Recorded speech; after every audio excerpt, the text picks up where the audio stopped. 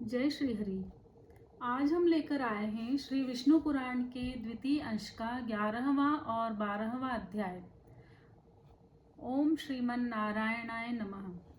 नारायणं नमस्कृत्य नरं चैव नरोत्तमं देवीं सरस्वतीं व्यासं ततो जयमुदीरयेत्।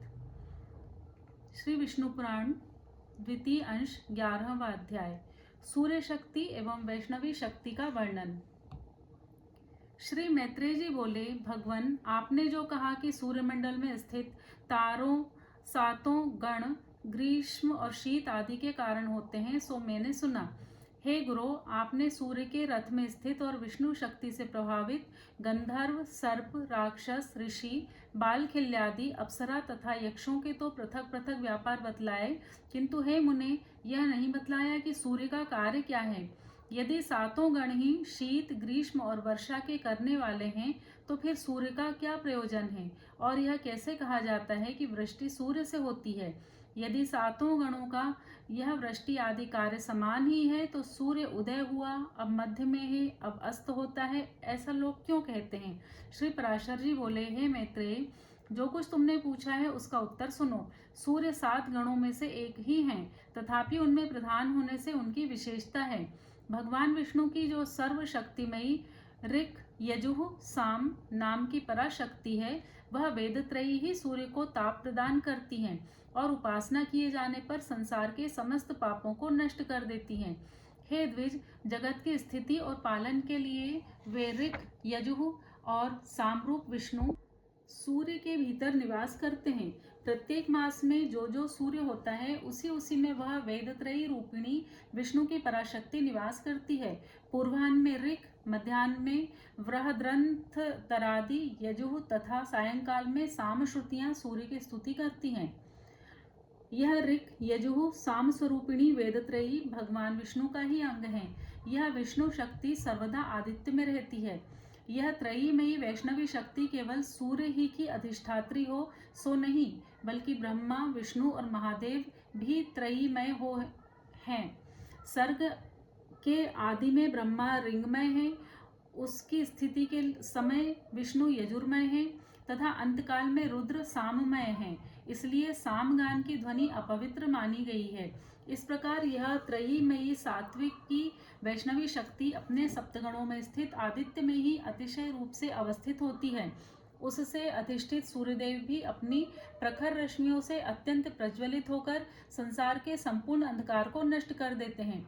उन सूर्य देव की मुनिगण स्तुति करते हैं, गंधर्वगण उनके सम्मुख यशोगान करते हैं, अप्सराएं नृत्य करती हुई चलती हैं, राक्षस रथ के पीछे रहते हैं, सर्पगण रथ का साज सजाते हैं और यक्ष घोड़ों की बागडोर संभालते हैं तथा बाल खिल्यादि रथ को सब ओर से घेरे रहते हैं।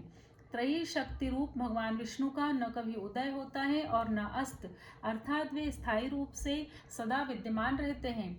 ये सात प्रकार के गण तो उनसे पृथक हैं। स्तंभ में लगे हुए दर्पण के निकट जो कोई जाता है, उसी को अपनी छाया दिखाई देने लगती है।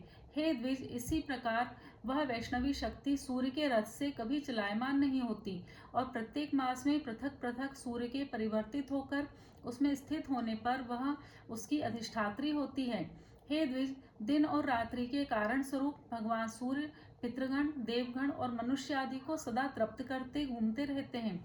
सूर्य की जो सुषुम्ना नाम की किरण है, उससे शुक्ल पक्ष में चंद्रमा का पोषण होता है और फिर कृष्ण पक्ष में उस अमृत में चंद्रमा की एक एक कला का देवगण निरंतर पान करते हैं। हे द्विज, कृष्ण पक्ष के क्षय होने पर चतुर्दशी के अनंतर दो कलायुक्त चंद्रमा का पितृगण पान करते हैं। इस प्रकार सूर्य द्वारा पितृगण का तर्पण होता है। सूर्य अपनी किरणों से पृथ्वी से जितना जल खींचता है, उस सबको प्राणियों की पुष्टि और अन्न की वृद्धि के लिए बरसा देता है। उससे भगवान सूर्य समस्त प्राणियों को आनंदित कर देते हैं और इस प्रकार देव, मनुष्य और पितृगण आदि सभी का पोषण करते हैं। हे मैत्रेय, इस रीति से सूर्यदेव देवताओं की पाक्षिक, पितृगण की मासिक तथा मनुष्यों की नित्य प्रति तृप्ति करते रहते हैं। इति श्री विष्णु पुराणे द्वितीयांशे एकादशो अध्यायः। अब श्री विष्णु पुराण का 12वां अध्याय नवग्रहों का वर्णन तथा लोकांतर संबंधी व्याख्यान का उपसंहार। श्री पराशर जी बोले, चंद्रमा का रथ 3 पहियों वाला है। उसके वाम तथा दक्षिण ओर कुंद कुसुम के समान श्वेतवर्ण 10 घोड़े जुते हुए हैं।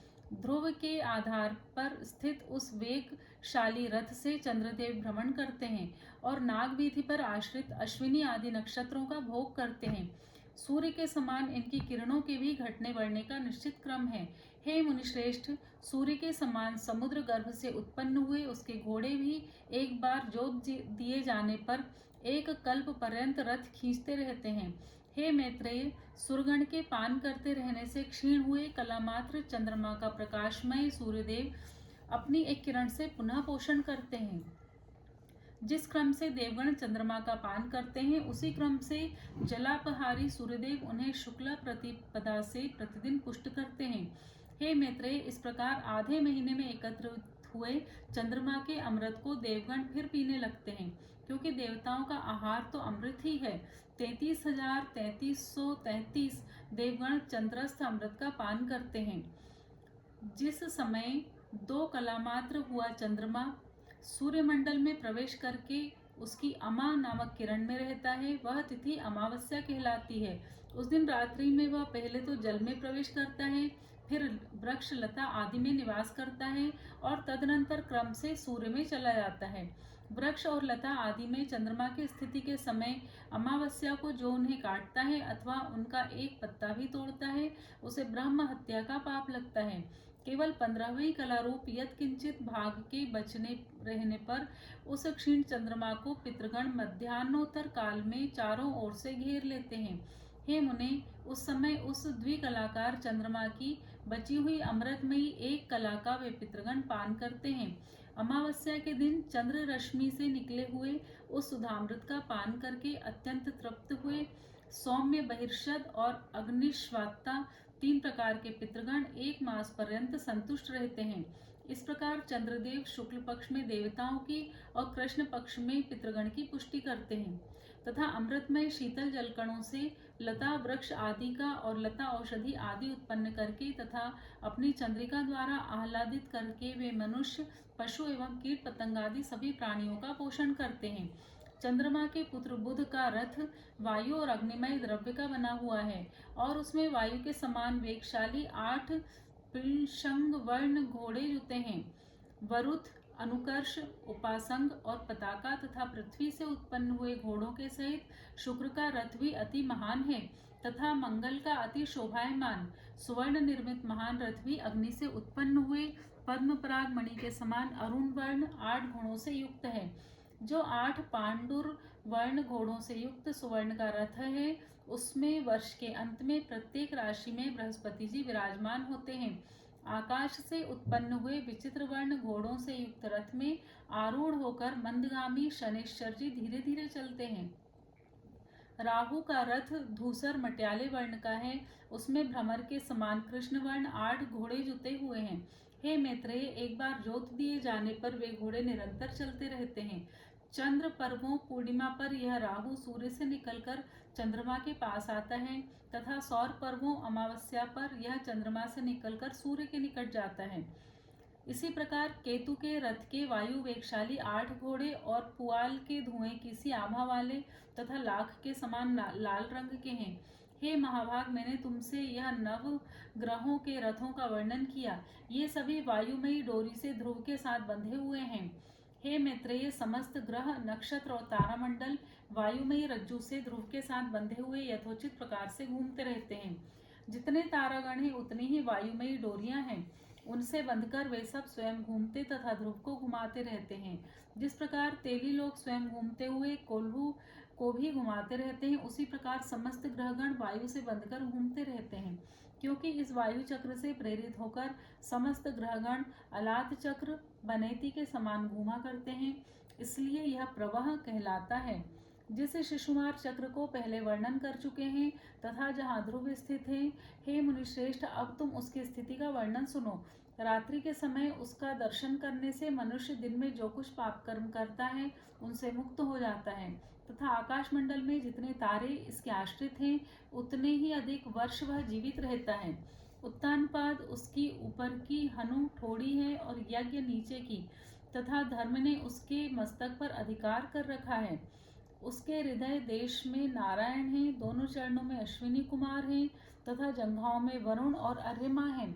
संवत्सर उसका शिष्ण है, मित्र ने उसके अपान देश को आश्रित कर रखा है तथा अग्नि, महेंद्र, कश्यप और ध्रुव पुच्छभाग में स्थित है। शिशुमार के पुच्छभाग में स्थित ये अग्नि आदि 4 तारे कभी अस्त नहीं होते। इस प्रकार मैंने तुमसे पृथ्वी, ग्रहगण, द्वीप, समुद्र, पर्वत, वर्ष और नदियों का तथा जो जो उनमें बसते हैं उन सभी के स्वरूप का वर्णन कर दिया है। अब इसे संक्षेप से फिर सुनो। हे विप्र, भगवान विष्णु का जो मूर्त रूप जल है, उससे पर्वत और समुद्र आदि के सहित कमल के समान आकार वाली पृथ्वी उत्पन्न हुई। हे विप्रवर, तारागण, त्रिभुवन, वन, पर्वत, त्रिशाएं, नदियां और समुद्र सभी भगवान विष्णु ही हैं, तथा और भी जो कुछ है अथवा नहीं है वह सब भी एकमात्र वे ही हैं। क्योंकि भगवान विष्णु ज्ञान स्वरूप हैं, इसलिए वे सर्वमय हैं, परिच्छिन्न पदार्थाकार नहीं है। अतः इन पर्वत, समुद्र और पृथ्वी आदि भेदों को तुम एकमात्र विज्ञान का ही विलास जानो। जिस समय जीव आत्मा के ज्ञान के द्वारा दोष रहित होकर संपूर्ण कर्मों का क्षय हो जाने से अपने शुद्ध स्वरूप में स्थित हो जाता है, उस समय आत्म वस्तुओं में संकल्प वृक्ष के फल स्वरूप पदार्थ वेदों की प्रतीति नहीं होती। हे द्विज, कोई भी घटनादि वस्तु है ही कहाँ? आदि, मध्य और अंत से रहित नित्य एकरूप चित्त ही तो सर्वत्र व्याप्त है। जो वस्तु पुनः पुनः बदलती रहती है, पूर्ववत नहीं रहती, उसमें वास्तविकता ही क्या है? देखो, मृत्तिका ही घट रूप हो जाती है और फिर वही घट से कपाल, कपाल से चूर्ण रज और रज से अनुरूप हो जाती है। तो फिर बताओ, अपने कर्मों के वशीभूत हुए मनुष्य आत्म स्वरूप को भूलकर इसमें कौन सी सत्य वस्तु देखते हैं? अतः हे द्विज, विज्ञान से अतिरिक्त कभी कहीं कोई पदार्थादि नहीं है। अपने अपने कर्मों के भेद से भिन्न भिन्न चित्तों द्वारा एक ही विज्ञान नाना प्रकार से मान लिया जाता है। वह विज्ञान अति विशुद्ध, निर्मल, निशोक और लोभादि समस्त दोषों से रहित है। वही एक स्वरूप परम परमेश्वर वासुदेव है, जिसके पृथक और कोई पदार्थ नहीं है। इस प्रकार मैंने तुमसे यह परमार्थ का वर्णन किया। केवल एक ज्ञान ही सत्य है, उससे भिन्न सब असत्य हैं। इसके अतिरिक्त जो केवल व्यवहार मात्र है, उस त्रिभुवन के विषय में भी मैं तुमसे कह चुका हूँ। इस ज्ञान मार्ग के अतिरिक्त मैंने कर्म मार्ग संबंधी यज्ञ, पशु, वहनी, समस्त ऋत्विक, सोम, सुरगण तथा स्वर्गमय कामना आदि का भी दिग्दर्शन करा दिया। भूलोक आदि के संपूर्ण भोग इन कर्म कलापों के ही फल हैं। यह जो मैंने तुमसे त्रिभुवनगत लोकों का वर्णन किया है, इन्हीं में जीव कर्मवश घूमता रहता है। ऐसा जानकर इससे विरक्त ही हो मनुष्य को वही करना चाहिए जिससे ध्रुव, अचल एवं सदा एकरूप भगवान वासुदेव में लीन हो जाए। इति श्री विष्णु पुराणे द्वितीयांशे 12वाध्यायः। जय श्री हरि।